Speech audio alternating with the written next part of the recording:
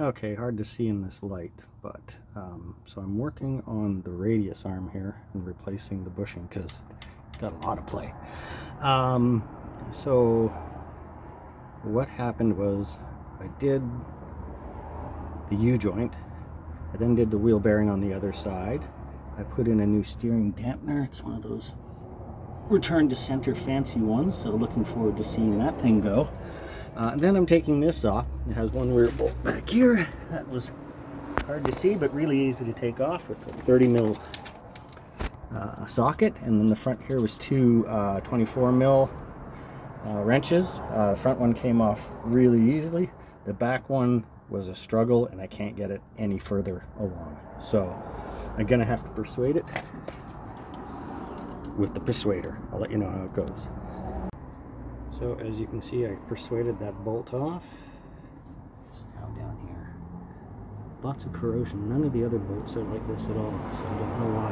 I should be able to just push that pin through and get this thing down now. So we'll see what happens. There it is. That's hard to see, but these look pretty worn.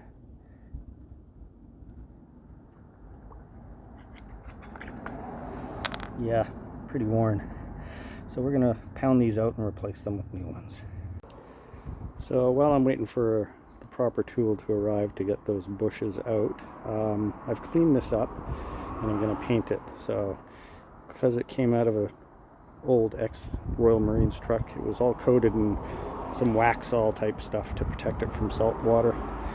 And it's been out of service for 5 years, so slowly that covering has chipped off here and there, and as you can see, it's starting to rust in spots. I don't know if you can see it in the sun, but any which way. So cleaned it all off. That took a while.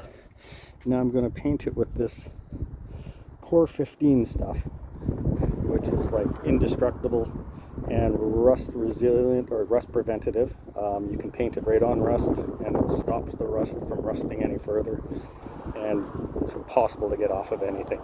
I know, I got it on some clothes and it never came off. So let's see how it goes. Okay, the radius arm is painted. A couple of spots I got to touch up, but otherwise it looks really good. And I finally got the tool to press these bushings out. That's the tool. Never used one of these before, so I'll let you know how it goes. Well, that didn't work, so I got myself a hydraulic press, and now I'm going to press out those bushes. Got to get the right tool for this job. I'll let you know how it goes. Took a little bit of experimentation to figure out the right way to do it, but yeah, it's working. It's popping out, but I had to get the rubber out first to give it a little bit of a cut to just release some of the pressure, I guess, or whatever you want to call it, that was put on the bushing. Anyways, I'll continue on. All right, time to put in the new bushes. I'm putting in these poly bushes instead of those incredibly difficult to remove rubber ones.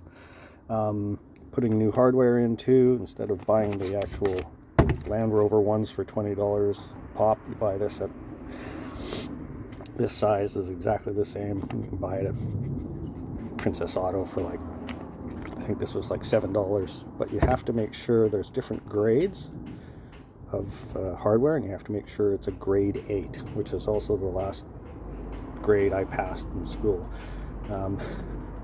But it's an automotive grade, so it's extra strong and heat resistant, and it'll put up with all the fuss that you put on the car. I'm also going to put this copper anti-seize stuff on as this nice little applicator, so you don't make a big mess. So I'm sure I'll get it in my hair, on my clothes, and on my cat, and on some tools that I didn't even use on this job.